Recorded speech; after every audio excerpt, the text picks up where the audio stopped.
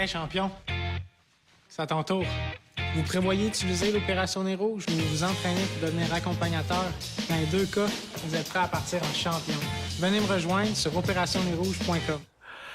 Oh, ça fait un petit bail, ça. 2011, Alex Harvey dans son jeune temps. On est de retour avec Maxence Parot, Roselyne Filion et Harry Lalonde, notre spécialiste en marketing sportif et en business du sport.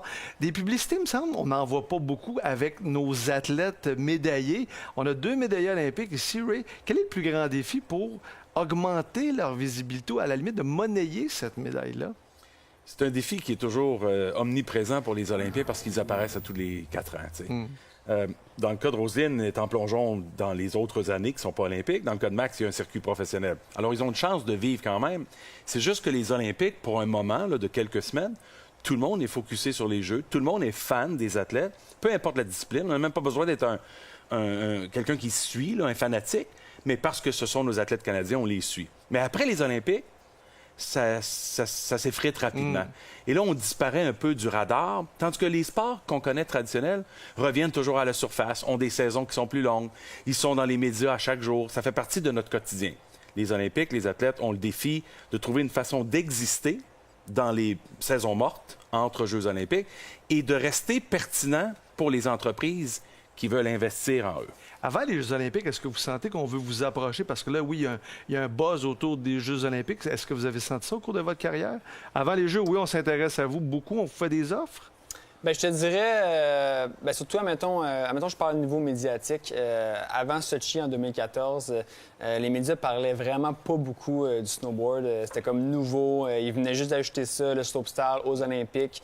Ça a commencé tranquillement. Après ça, entre 2014 puis 2018, ils nous ont quand même suivis durant nos saisons. Mais des compagnies, là, vraiment des compagnies ou des marques qui vous approchent pour dire « Je veux m'associer à toi parce que tu t'en vas aux Jeux olympiques ». Peut-être un espoir de médaille. Est-ce qu'il y en avait? Vraiment en lien juste avec les Jeux olympiques, non. C'est vraiment en lien avec tout notre tour professionnel. Parce que c'est professionnel aussi. Mais les Jeux olympiques, c'est un plus, c'est sûr. Et Roselyne? Moi, j'ai été sollicitée qu'en 2016, l'année des Jeux. Moi, je viens d'un sport où il y avait un Alexandre Despatie, un Émilie Emmans en plongeon, des grands noms, des grands athlètes. Donc, à un moment donné, les compagnies veulent d'autres sports que juste du plongeon, même si on performait aussi, Megan et moi, sur la scène internationale.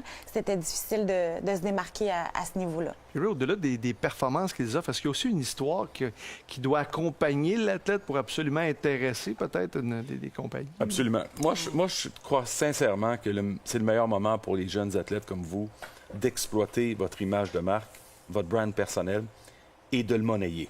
1, tu as des plateformes de médias sociaux qui n'existaient pas il y a 10 ans. 2, l'univers au complet est dans une avenue technologique. Virtuellement, on consomme 24 heures sur 24. Troisièmement, il faut toujours se mettre dans la peau, dans les souliers de l'entreprise qui a de l'argent à investir. L'argent marketing, son budget de publicité et ainsi de suite. Pourquoi il déciderait d'aller vers vous plutôt que d'aller vers un autre ou un autre athlète dans un sport comme le hockey? Facile, on aime tous le hockey. C'est parce qu'il y a soit le profil, les caractéristiques personnelles, votre histoire à raconter. Votre succès, ça compte, mais c'est après comment vous allez l'exploiter, votre personnalité. Puis c'est ça, je pense, qui est l'avantage, c'est que les bons entrepreneurs choisissent les athlètes qui partagent les mêmes valeurs que leur entreprise. Donc, ils veulent s'associer. Ça n'a pas besoin d'être un joueur de hockey ou un joueur de football. Ça peut être quelqu'un qui simplement représente les mêmes valeurs de l'entreprise et qui va nous rassurer comme entreprise que c'est un bon investissement, que vous allez véhiculer notre message pour nous driver du trafic. Puis même ceux qui ne gagnent pas de médaille, mais qui ont une histoire intéressante, Absolument. vont avoir autant que quelqu'un qui a remporté une médaille parce que cette histoire-là est allée chercher le cœur des gens. Puis tu sais, le travail de faire connaître la discipline, ou d'aider les gens à se rapprocher du plongeon, bien ça, c'est le travail de l'entreprise, de votre agent, de vous, à raconter votre histoire. Puis ça se visualise, ça s'image aujourd'hui plus que jamais parce qu'on est capable d'envoyer un petit email avec un highlight vidéo puis comprendre un peu, c'est ça le slopestyle, c'est ça le big air. Je savais pas c'était quoi, maintenant je le sais.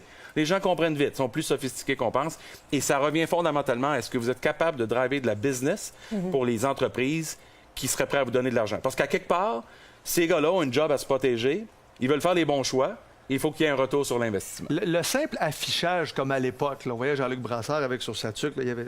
mais aujourd'hui, avec les multiples plateformes, puis le slopestyle ou le snowboard, bien, sur ta combinaison, tu peux en mettre.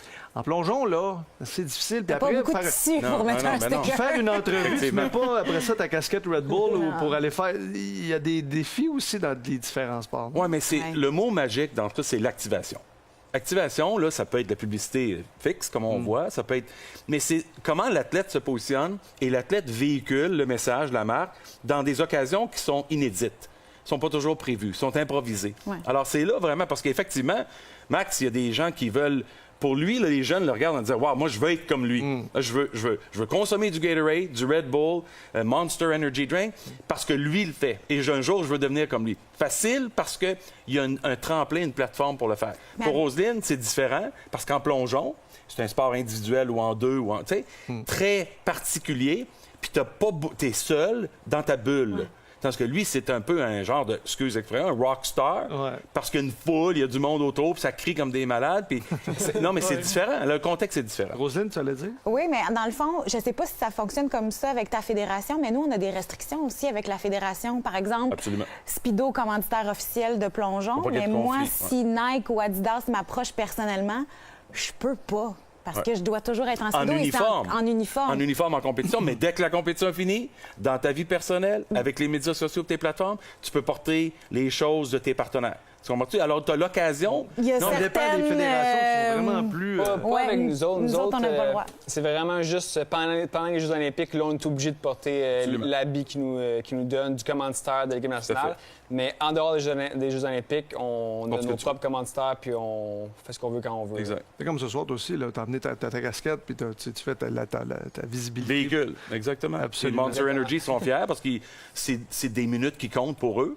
Et c'est une association où ils disent, ben voilà, notre athlète, on est fiers de lui, on a bien fait d'investir en lui. Regarde ce que ça va donner. Demain matin, il y a des jeunes qui vont se dire, oh, je savais pas que Max était associé à Monster Energy. Non, mais c'est comme ça. Quand on se regarde, on se désole. Quand on se compare, on se console. Dans les autres pays, je dirais plus avec toi, Roselyne, parce qu'évidemment, tu fais beaucoup d'argent dans ce que tu fais, mais est-ce que les autres pays de plongeon, tu serais millionnaire ailleurs? On sait qu'Éric Guay serait millionnaire en Europe, mais toi, est-ce que ce serait la même chose? Oui, si j'étais mexicaine, anglaise, américaine, c'est assez... c'est vraiment au niveau des commanditaires qui vont chercher chinoise, peut-être pas? Chinoise. Non, australienne? Ça va pas. Australienne, oui. Ouais. Tu serais quoi? T'aurais des millions, quoi? Oui. Ah oui? Oui. Je regarde des athlètes qui compétitionnent avec moi, que j'ai eu des meilleurs résultats qu'elles, qui ont beaucoup de sous dans leur pays. C'est un autre on dit qu'on fait monde. quand même bien au Canada, Ray. Mais à la base, moi, je faisais du plongeon, pas pour l'argent. Voilà, c'est ça.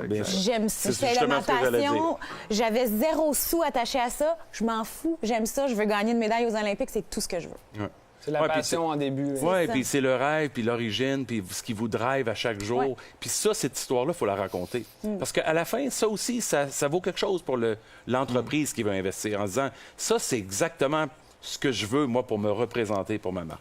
Sentez-vous que vous avez un rôle à jouer comme modèle, comme personnalité publique, là, au-delà des commandites? Là? Bien, en fait, je le réalise de plus en plus, juste par rapport à... Bien, tu sais, j'ai beaucoup de fans à gauche et à droite à travers le monde, mais beaucoup ici au Québec et au Canada. Puis, juste à chaque fois que je pose des photos, je vois des commentaires. Puis, il y a beaucoup de monde qui m'écrivent aussi un message privé que je lis souvent. Puis, je reçois plein de messages. Puis, je vois l'impact que je donne quand même au public puis aux jeunes. Donc, oui, c'est sûr que ça joue dans ma tête. Puis, je veux bien gérer son image aussi, ça fait partie... Faire un bon rôle. Ouais. Là, c'est... Toi aussi, Roselyne, parce que là, tu fais ta communication, puis là, il faut ton image aussi, c'est important. Exactement, c'est très important. Ouais, puis ils ont une influence, comme il disait, l'impact, c'est de l'influence chez des clients potentiels, des jeunes, une nouvelle génération, et c'est ça que ça représente. À chaque jour, il faut toujours penser, j'ai mon chapeau Max à la maison, puis quand je sors dehors, là, je suis Max, l'idole de des milliers de jeunes dans le monde entier qui veulent un morceau de toi quelque part. Bien, c'était très intéressant. Merci beaucoup, Maxence. Merci beaucoup, Roselyne. Merci. Bonne continuité dans vos projets respectifs. On fait une courte pause. On est de retour dans quelques instants. Mais pour vous dire, c'est vrai qu'en fin de semaine, au Centre sportif du Parc olympique, Roselyne, c'est les séries mondiales de plongeon pour voir les meilleurs. Megan Benfito, Jennifer Abel. Roselyne sera là aussi, mais elle va travailler dans les médias en fin de semaine. Je pensais que tu allais dire elle va plonger. Non, bien, tu étais encore en forme, je pense. Tu pourrais plonger encore un petit peu. Alors, on donne rendez-vous aux gens vendredi, samedi, dimanche au Centre sportif du Parc olympique.